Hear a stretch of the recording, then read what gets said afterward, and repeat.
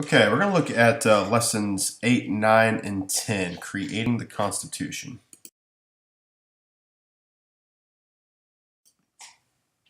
Essential question, lesson 8.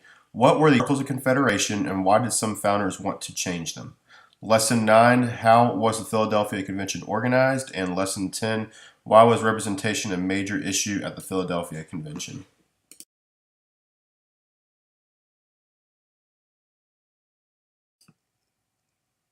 Students will be able to, lesson 8, explain why some people thought the government under the Articles of Confederation was not strong enough. Lesson 9, evaluate, take, and defend positions on determining what interests should be represented in a constitutional convention and the advantages and disadvantages of secrecy in governmental deliberations. Lesson 10, explain the difference between the Virginia Plan and New Jersey Plan and the importance of the Great Compromise, and explain how the framers addressed regional issues with the Three-Fifths Compromise and the provision for a periodic census of the population.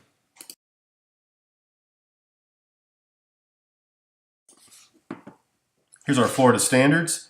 SS.912.C.1-3, evaluate the ideas and principles of the founding documents, Declaration of Independence, Articles of Confederation, the Federalist Papers that shaped America.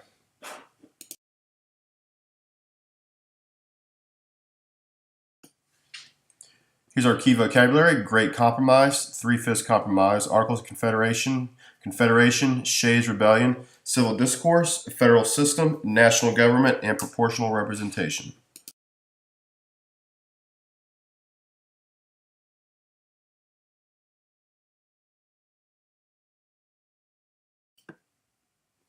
Okay, so why and how were the Articles of Confederation created? So, in 1776, July 4th, we basically have a major change from being colonies of the king, royal colonies, and their charters and their constitutions, and now we have 13 separate states. And you got to think about it like this: they are 13 separate countries. So the states are going to create their own new constitutions, and in them, Americans are going to have to consider how to manage economic and political relationships with each state / each country, and resolve disputes of state borders and conduct relations with the world. So there really is no mechanism to kind of say, hey, we're going to have one big national government. They're going to be all and powerful. If that happened on day one, you would probably have major civil war in all the states. So not only would we be fighting the British, we would be fighting each other. And some states actually did that because of trade disputes or territory disputes. But if we went straight from a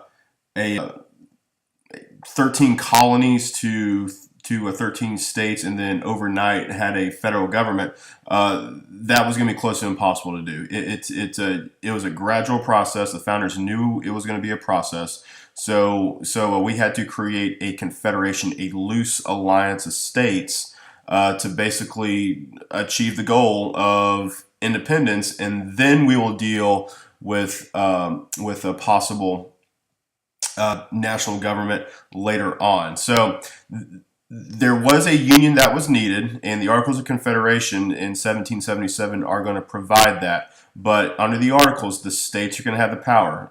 Again, you would have other states. Many states would probably not join the union at all, just because there's just way too much change that's going on, and they want to retain their sovereignty.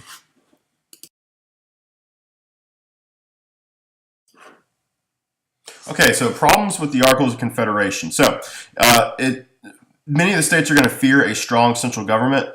Many of the states did not trust Congress too much. Again, it took almost 2 years to have all 13 states to go all in for the American Revolutionary War. So that was the main part, was a fear of a strong central government.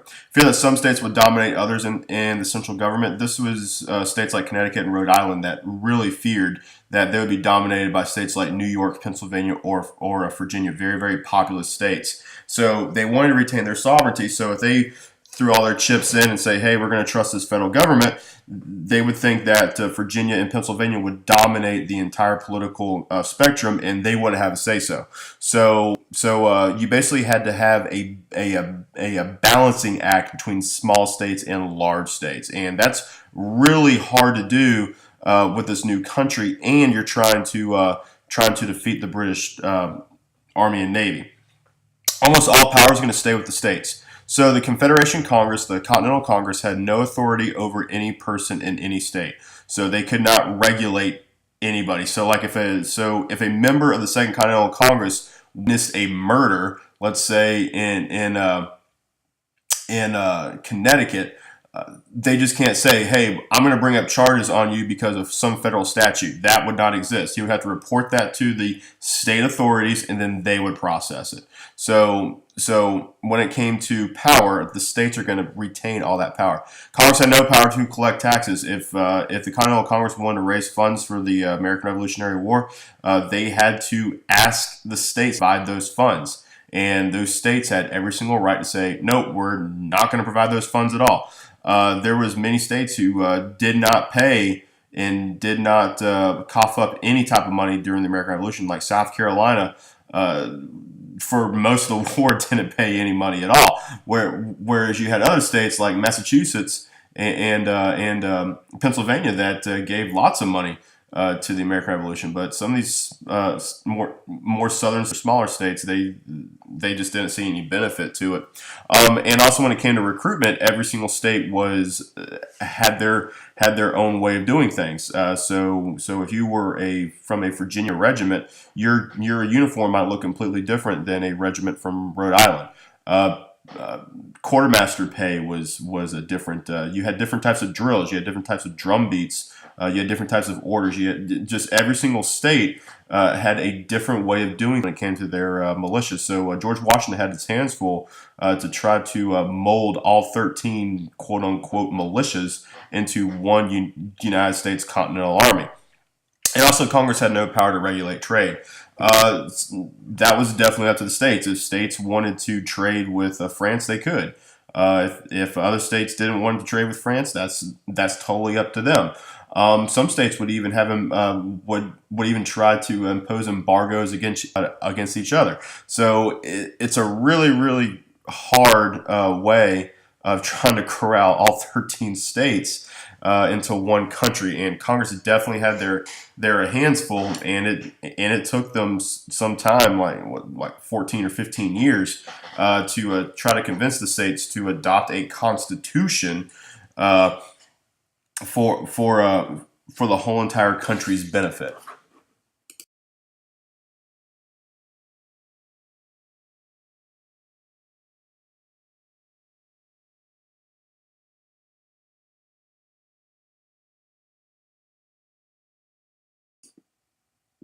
So there were quite a lot of failures with the national government when it came to the Articles of Confederation, but there were some achievements from the national government, aka the Continental Congress, like conclusion of war and peace. The individual states would not be in charge of concluding war and peace. If you did that, you would have 13 separate treaties with Britain, and then if French soldiers were in one state, those, let's say in Virginia, then Virginia would have to make peace treaties with France. If Florida came into the United States, let's say they did because they were a British territory at the time, they were ceded to Spain. Well, let's say Florida did. Florida would have to create treaties with both Great Britain and Spain because there were Spanish troops in Florida at the time. So it would have been a lot easier if it was just one national government. Securing American recognition by other countries, that was definitely done by the Continental Congress. Some states were reluctant in allowing French ships to be in their territorial waters. That was a big problem. And some states were just totally fine with it. So when it came to recognition by other countries, it was up to the Continental Congress. And probably their biggest achievement with domestically is going to be the passage of the Northwest Ordinance of 1787. The national government would regulate the process of new states to enter the Union. So even though you basically had a land rush by these states after the American Revolution to claim territory as far west as the Mississippi River, because that was the new border. The United States national government did have to kind of create some type of order between those states, and to obviously prevent civil war, and also to regulate those that new territory for possible statehood. So so there are going to be a few, mostly on the international front, but I think the only real win of the national government within their domestic powers is going to be the Northwest Ordinance of 1787.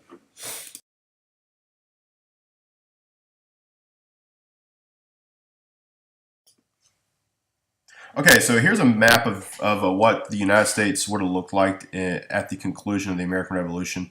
So our territorial borders in the West did extend to the Mississippi River.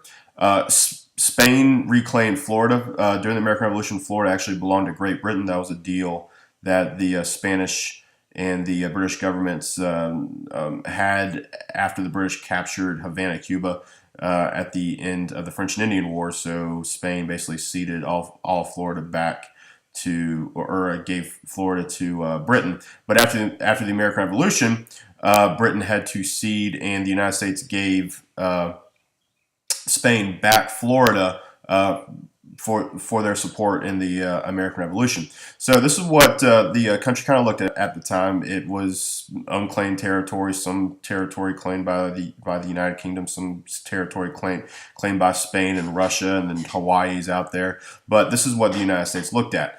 Or looked like. So the big thing that was on everyone's minds was what do we do with the Northwest Territory, and what do we do with all this territory going out to the Mississippi River? Because you can see, like, Georgia and North Carolina, Virginia, they basically state their claim all the way out west, and South Carolina was quite cross about this, so they threatened possible civil war between those two states because they wanted to claim their territory. And if you even look next to Western Pennsylvania, even Connecticut claimed some territory in what we know as Ohio today. So this is what the map would have looked like.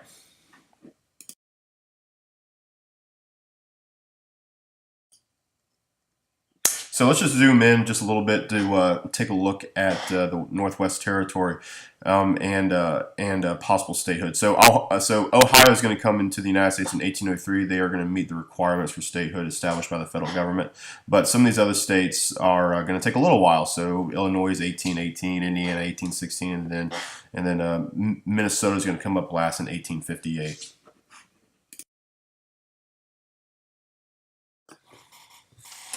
So, what were the weaknesses of the Articles of Confederation? So,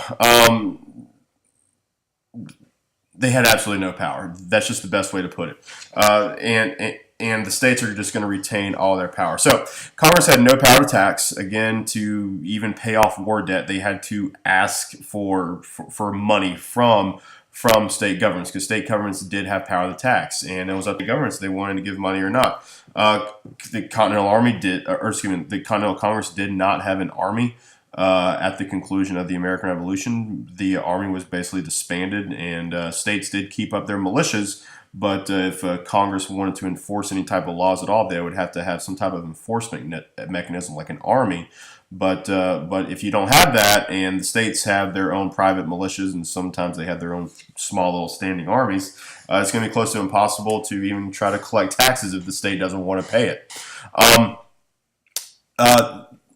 Another weakness is that there were agreements with other countries, but it did not have the power to force state governments to honor those agreements. So, realistically speaking, if South Carolina wanted to keep on fighting the British at the end of the American Revolution, they had every right to do so. Even though the Continental Congress signed the Treaty of Paris in 1783, if the state said, well, okay, great, I'm going to keep on fighting the British because I feel like it. They had every right to do that. I don't know why you would want to keep on going off to war, spilling more blood and treasure. But if Congress had some type of treaty with another country, many states didn't honor it. That was a major problem that Congress had to deal with. They cannot regulate trade between the states. If states wanted to impose tariffs or taxes on each other, they could. They could not make laws that would regulate behavior of citizens. That goes towards state government.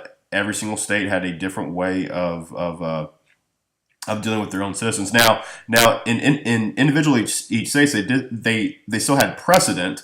So, like if you committed murder in Virginia, let's say your sentence was 30 years or death by hanging, that would remain the same. But in other states, that could be a different type of penalty. And I don't know. Let's take Massachusetts. Massachusetts could have a different outlook on those type of capital murder laws. They could just say, well, Virginia has their own way of doing things, but we're going to do it our way. So if you murder someone, we're just going to hang you, and no ifs, ands, or buts after your trial if you're found guilty. There's no standard of law between each state. Single state had their own way of doing things, and also they lacked enforcement branch and a judicial branch. So if there was disputes between states today, the courts would settle that. But back then, let's say you had a trade dispute between Virginia and Maryland, there was no federal government to say, hey guys, let's just settle this in court. And instead, Maryland and Virginia would probably just call it their militias and start shooting at each other. That was how sometimes things were settled.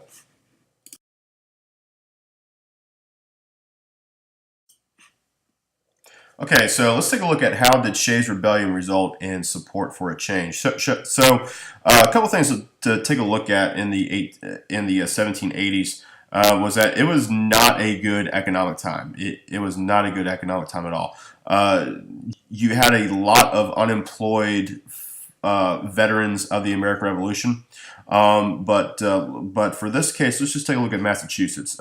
Massachusetts farmers had a serious economic problem. They had a couple years of just bad farming conditions, drought, freezes, things of that nature, and also many of these Revolutionary War vets were guaranteed pensions for fighting in the American Revolution. A lot of IOUs. In some cases, you had many Revolutionary War veterans who didn't get paid at all. And Congress said, well, once we get the money, we will pay you. Well, if Congress can't collect taxes at all or collect revenue, then that's going to go unpaid. So you have many Massachusetts farmers who were just poor and their farms are being repossessed by banks. It's just not a good economic situation. So these vets, led by a man named Daniel Shay, who was a captain and officer in the Continental Army, they're just going to go around Western Massachusetts and close courthouses and tax centers, and it's just going to be a bunch of anarchy in Western Massachusetts. So Massachusetts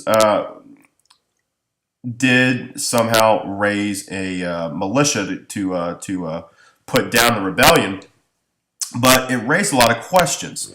If Massachusetts had a difficult time of putting down a rebellion like this, and the federal government did absolutely nothing about it, what could be next? You could have another rebellion in another state. What if you had a slave rebellion in another state? It raises some major questions. So maybe it's not in our best interest to have all 13, 14 states to do whatever they want. So there might need some changes here. So the Shays' Rebellion is definitely going to be a catalyst for this conversation to take more of a serious route to discuss of a possible change and have a federal government that is going to have more power than state governments.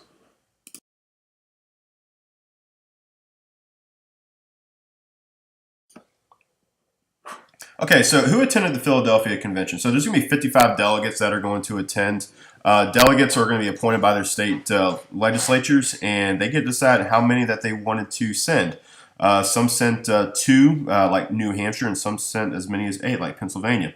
And each state is going to have 1 vote. That's going to make smaller states very, very happy, but it's going to make larger states feel a little bit more uncomfortable just because they have more population. George Washington is going to preside over the Philadelphia Convention reluctantly.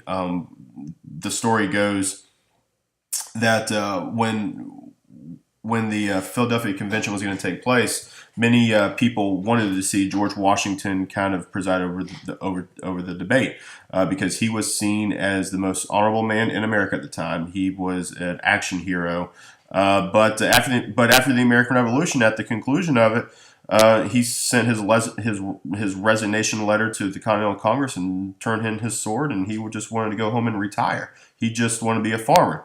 So when they asked him to preside over the debate at the Constitutional Convention in Philadelphia, he basically asked, "Have I not done enough for my country?" He thinks that and he had every right to believe this. He believed that he had done enough, and he just wanted to stay home and basically retire and farm. That's just what he wanted to do. He was very, very modest about this. But George Washington was not going to preside over this Philadelphia Convention. Then who would? And he's the only man in the country, not Thomas Jefferson, not John Adams. He's the only man in the country where everyone trusted. So that's why George Washington is going to be so important to this whole entire convention of states in Philadelphia. And we're going to see some new people like James Madison. James Madison's going to have the greatest influence on the organization of national government. He's going to be a pivotal writer in the Federalist Papers. He is going to come up with the Virginia Plan, and he's ultimately going to be the father of the Constitution, a very, very brilliant mind. There were other people who did not attend. Some of these people, very, very pro states' rights, very, very pro state sovereignty, and were what we call anti-federalists, the people who believe the states need to retain their power. And those are people like Samuel Adams of Massachusetts, George Mason of Virginia, and there's going to be some others as well in the Constitutional Convention that is going to challenge the authority of the Constitution. George Mason is going to come later on, and he basically is going to say that I would rather cut off a left hand than sign that document. So there's going to be a major debate that's going to go on for the ratification of this new Constitution.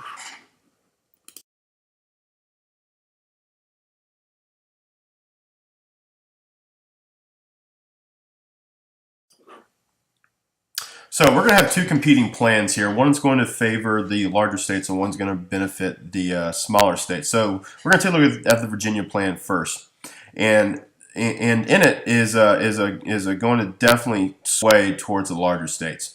So in it, the nation would have three branches of government: the legislative branch, which is going to create law; executive branch, which is going to enforce law; and the judicial branch, which is going to interpret law.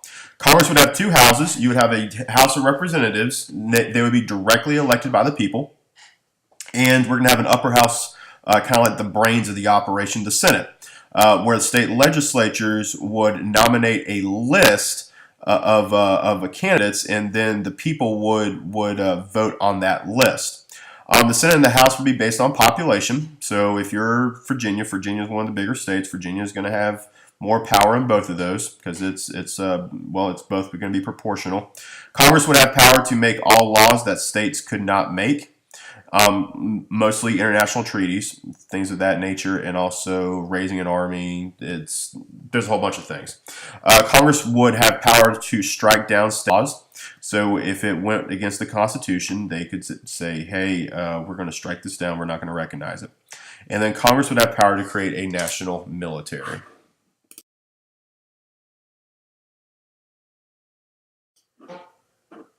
So what was the disagreements about representation? So a lot of the smaller states like New Jersey, Connecticut, Massachusetts, Rhode Island, Georgia, they are going to have some problems with the Virginia plan. The proposal of both houses was to be based on population was very controversial.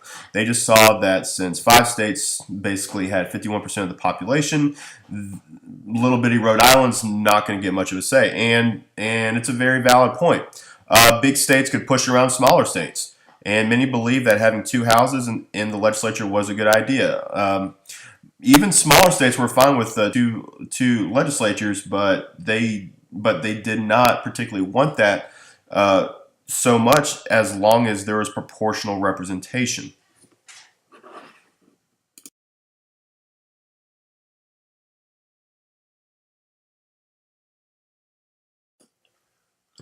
So this is what the smaller states come up with. It's going to be the New Jersey plan. Congress would have only one house, and they would have a few powers. Power to levy and import duties on taxes. So if we wanted to import goods from another country, we could place taxes on those imports. Power to regulate trade, especially regulate trade between the states, and power to make laws and treaties. There would be an executive branch, but it'll be made up of several persons appointed by Congress. So in this plan, you could have as many as 8 presidents at one time, but they would be in charge of different dominions. So you would have a president of the military, you would have a president of trade, you would have a president of the interior. It's about it. It's really different taking a look at what the New Jersey plan consisted of compared to what we're used to today. But the big point about this is that Congress would give orders to these quote unquote 8 presidents and then carry them out. So these 8 presidents wouldn't have an agenda at all. That would all be settled by Congress. And the Supreme Court would be appointed by officials of the executive branch. So these 8 presidents, 7 or 8 presidents, would get to decide who settles on the court, which is going to be very political within itself, because you are definitely going to have potential factions inside of the executive branch, even though you have 8 different presidents. But the Supreme Court could decide cases involving treaties, trade, and taxes.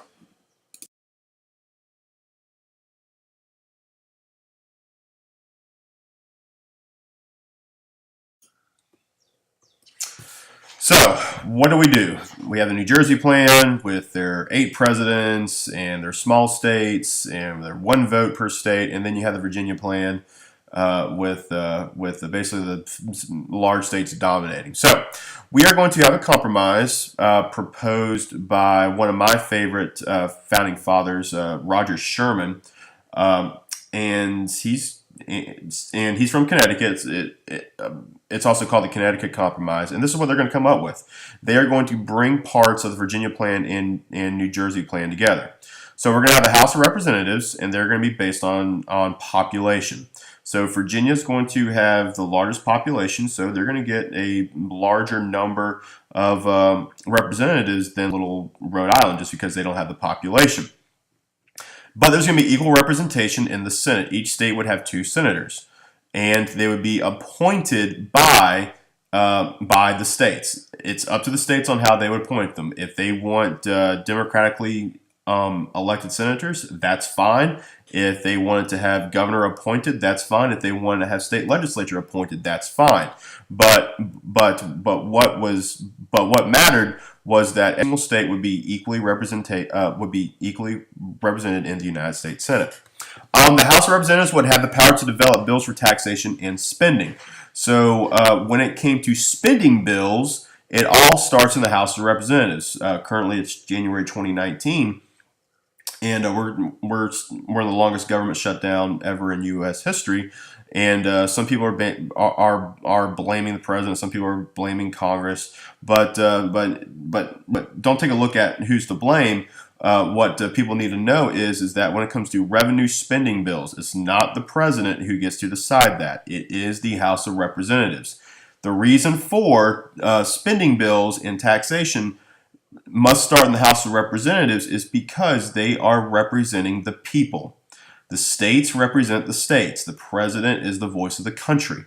So the people can voice their concerns about spending bills and taxation bills to their representative in the House of Representatives, because it is the people's money. It's not the government's money that's being spent. It is the people's money. And the Senate would be limited to accepting or rejecting House bills. So the Senate and the House of Representatives, for a bill to pass, the same language has to be equal. If the Senate wants to change a bill from the House of Representatives, and let's say they just want to add a comma, Well, it would have to go back to the House of Representatives, and they would have to approve such comma before it would go to the president. Okay, it was meant to be difficult. It was meant to be a struggle. It was meant to be a grind with these two houses and how our Constitution was going to be developed. Because if it was made easy, that freedom factor would go down. And then we're also going to reject that 8-president New Jersey plan. We are going to keep it simple, just one president. But when it came to presidential advisors or the cabinet, that would have to be approved by the Senate.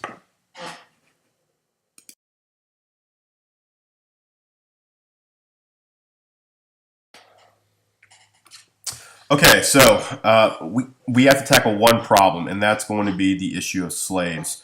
So in the Constitution, it's been amended now because of the 13th Amendment. But in the Constitution, we are going to have what we call the Three-Fifths Compromise, and we're going to talk about this in great detail in class because it's really important for you all to understand the reason behind the Three-Fifths Compromise. So there was a balance of power struggle at the Philadelphia Convention between northern states and southern states. So southern states wanted all slaves to be counted as population due to the balance of power. Southern states also threatened to leave the convention if no slaves were counted at all. So if the northern states held their ground and because they didn't want any slaves to be counted because the South considers slaves property, then why are we going to count slaves as people? But the northern states also knew that if the southern states left, there would be no United States of America, and then we're going to have even more problems and have trade imbalances, and we have more Shays Rebellion, and it's just not going to be a good day. But the actual debate on the Three-Fifths Compromise is really interesting. Because the northern states are going to say, well, if you consider slaves property, why can't we just count our property? I mean, if I'm a congressman from Massachusetts, I have 30 cows. I want to count them as population. I mean, I have a bed and a table at home. That's property. I want to count that as population. I have chickens. I want to count that as population. So some of these northern delegates start to have some fun with some of these southerns here, and the southerners basically had no comeback when it came to the issue of people versus property. So they are going to settle on 3 out of 5 slaves would be counted as population, restoring the balance of power between southern and northern states. 3 was a number that both sides could agree on. Now, a lot of teachers will teach the Three-Fifths Compromise as 3/5 a person. If you actually read the Three-Fifths Compromise, it does not say 3/5 a person. It says 3/5 of all of their persons, plural. So you are taking a look at 3/5 population, not 3/5 a person. Okay, that is the way you have to look at this. We're going to discuss this more in class, more in detail. But when it comes to the Three-Fifths Compromise, you got to keep this in mind as well. If you did not have the Three-Fifths Compromise, the United States of America would not have existed because both sides would have pulled out of the Philadelphia Convention. And we would have 13 separate countries. Some would, according to the Federalist Papers, factions would join up, confederacies would join together, and it would not have been a really good situation. But here's the way to look at it as well. Also in the Three-Fifths Compromise, the slave trade, the Atlantic slave trade, ceased to exist after 20 years. So by 1808, the slave trade, importing African slaves, was going to be outlawed.